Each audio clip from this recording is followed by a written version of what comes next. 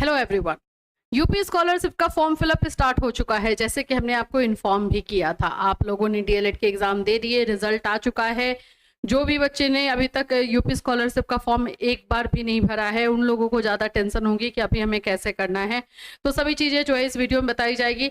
लगातार जो है यूपी स्कॉलरशिप से रिलेटेड हर एक इन्फॉर्मेशन, जो चेंजेस हो रहे हैं, जिस तरह से फॉर्म भरना है, जो अपडेशन आएगी, वो हम आपको अपने इस वीडियो के थ्रू जो है बताते रहेंगे। तो हमारे साथ बने रहिएगा। तो चैनल को सब्सक्राइब कर लेना। यूपी डीएलएड से रिलेटेड इन्फॉर्मेशन, यूपी स्कॉलरशिप से रिलेटेड इन्फॉर्मेशन, मोबाइल, टैबलेट, ये सब योजना जो यूपी में चलाई जाती है उससे भी रिलेटेड इन्फॉर्मेशन आपको लगातार दी जाएगी। देखो भाई, यूपी स्कॉलरशिप के साइट पर आना है scholarship.up.gov.in। आप लोगों को हम ये दिखा दें कि फॉर्म फिलअप जो है स्टार्ट हो चुका है। यहाँ पर न्यूज़ में भी आ गया, छात्रवृत्ति के लिए ऑनलाइन आवेदन शुरू।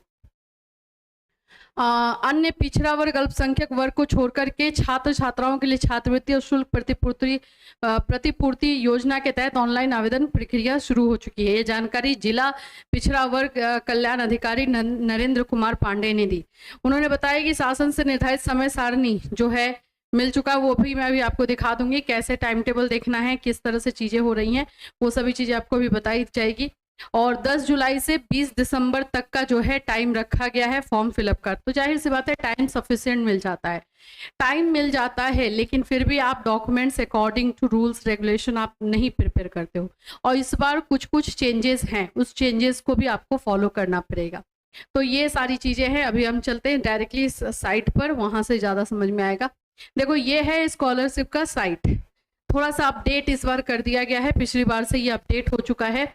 यहाँ पर आप आ रहे हो तो यहाँ पर आपको दिखाई दे रहा है कि आप लोग का जो है पोर्टल 10 जुलाई से ओपन कर दिया गया है। आप नीचे आएंगे तो आपको जो है ये दिखाई देगा, ये है पीडीएफ। अगर आपको पूरा अच्छे से नियम को समझना है तो यहाँ से पीडीएफ आप डाउनलोड कर सकते हैं। ये पोस्ट मैट्रिक का है। पोस्ट मैट्रिक का मतलब होता है 11th 12th graduation, BEd, DElEd, ये सब उसी में आते हैं। तो आप और जनरल, माइनॉरिटी, ओबीसी कैटेगरी के हो तो ये वाला करोगे। अगर पोस्ट मैट्रिक एससी एसटी के हो तो ये वाला पीडीएफ डाउनलोड करके उसके नियमों को अच्छी तरीके से पढ़ लोगे कि आखिर में क्या नियम है। चलिए इस बार हम बताते हैं कि नियमों में चेंज क्या किया गया है। ये ओटीआर लागू किया गया है। वन टाइम रजिस्ट्रेशन जो है वो लागू कर दिया गया है, वो आपको करना अनिवार्य है। और जब आप इसको कर लेते हो तो उसके बाद का प्रोसेस सेम है, बट ये वाला जो है एक नया लाया गया है, सभी को करना है। जो फ्रेशर है उनको भी करना है, जो रिन्यूअल करवा रहे हैं उनको भी करना है। तो इस पर आपको पंजीयन, ओटीआर पंजीकरण पर टिक कर देना है। मैंने वैसे आप लोग को बताया था कि आपको कैसे करना है, फिर भी कुछ बच्चे ऐसा बोल रहे हैं कि उनका नहीं हो पा रहा है। तो नहीं होने का रीजन जो है ना, वो हो सकता है कि सर्वर इशू हो। और अगर आपसे नहीं हो रहा है तो फिर ज़्यादा ये मत करो, क्योंकि छोटी छोटी चीज़ों में अगर कहीं पे मिस्टेक हो जाएगा ना तो दिक्कत है। तो फिर आप साइबर से जाके वहाँ पे खुद बैठ करके, ये नहीं कि साइबर वाले के भरोसे छोड़ दिए, खुद बैठ करके सारे जो इन्फॉर्मेशन है वो फिल करवाइए और देखिए, ठीक है।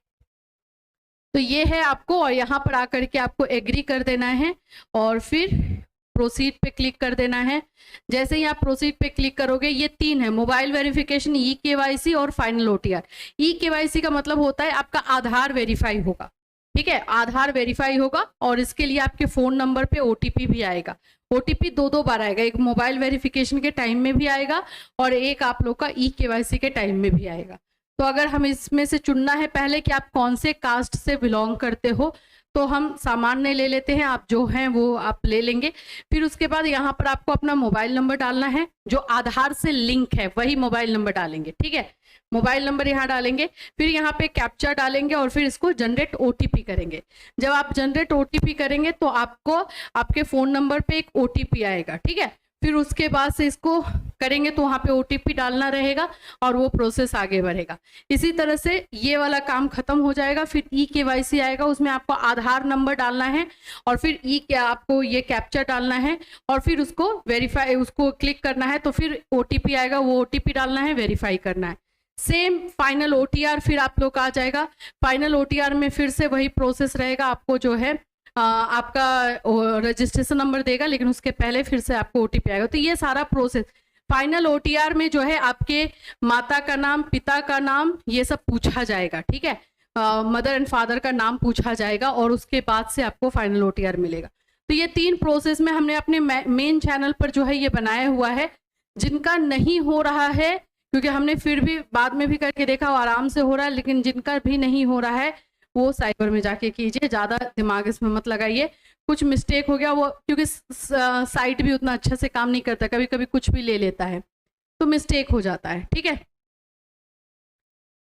चलिए, तो ये OTR वाला काम कर लोगे और उसके बाद से जो है जब OTR यानी कि आपको एक रजिस्ट्रेशन नंबर मिल जाएगा, उसको आपको संभाल के रखना है। फिर यहाँ पे स्टूडेंट्स वाले पे आओगे। अगर आप पहली बार फॉर्म भर रहे हो तो न्यू रजिस्ट्रेशन करोगे। ठीक है, अगर आपने पहले फॉर्म भरा हुआ है तो लॉगिन रिन्यूअल करोगे। ठीक है, यह इसी तरह से किया जाता है।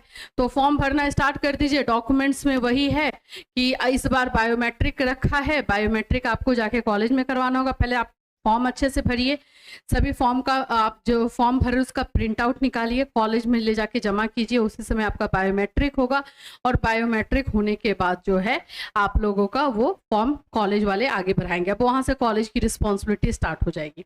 अब मैं एक आप लोग को डाउनलोड करके दिखा भी देती हूँ। यहाँ से एक PDF हमने लिया, ये PDF में सारी चीजें आपको दी गई हैं। ठीक है, यहाँ देखो, यहाँ से स्टूडेंट्स के लिए है छात्र स्तर से ऑनलाइन आवेदन 10 जुलाई से स्टार्ट है, 20 दिसंबर लास्ट डेट है। आपको फाइनल प्रिंट आउट निकाल करके जमा करना है। फाइनल प्रिंट आउट 2 दिन बाद निकलता है, तो ये सब करना है। पैसा अलग अलग फेज में आएगा, तो ये थोड़ा सा देख लीजिएगा, पढ़ लीजिएगा। और जिन जिन का एग्ज़ाम हो रहा है, आप लोगों ने फॉर्म भरा था और आपका एग्ज़ाम हो चुका है और फॉर्म नहीं भरा है, पहली बार भर रहे हो तो थोड़ा संभल करके, और अगर फॉर्म भरा हुआ है तो रिन्यूअल करना है। जहाँ भी जो भी इशू रहे साइबर में आपने खुद बैठ करके करवाइएगा, क्योंकि बहुत बार साइबर वाले भी बहुत गलती कर देते हैं, तो वो भी मिस्टेक नहीं होना चाहिए। तो ये यूपी स्कॉलरशिप से रिलेटेड अपडेट है। अगर कुछ और डिटेल इन्फॉर्मेशन चाहिए तो वीडियो में कमेंट कर दीजिएगा, हम डिटेल इन्फॉर्मेशन आपके लिए लेकर के आएंगे। डिटेल लिंक से ये पूरा जो है आपको समझा दिया जाएगा। नियम वही है कि आपके पेरेंट्स का जो है इनकम सर्टिफिकेट लगेगा, आपका जो है रेसिडेंशियल लगेगा ही लगेगा, क्योंकि यूपी के हैं तभी फॉर्म भर पाएंगे, आपको पैसा मिलेगा। और आप लोगों का जो है जो बैंक अकाउंट डालोगे वो NPCI मैपिंग होना चाहिए। ये 3-4 चीज़ें अगर अच्छे से फॉलो कर लेते हो तो पैसा कहीं डूबेगा, आ जाएगा टाइम पर, अगर फॉर्म भी भर देते हो। ठीक है, चलिए, इससे रिलेटेड कोई और अपडेट आपको इसी चैनल के माध्यम से इन्फॉर्म किया जाएगा। फिर मिलूंगी, till then take care everyone.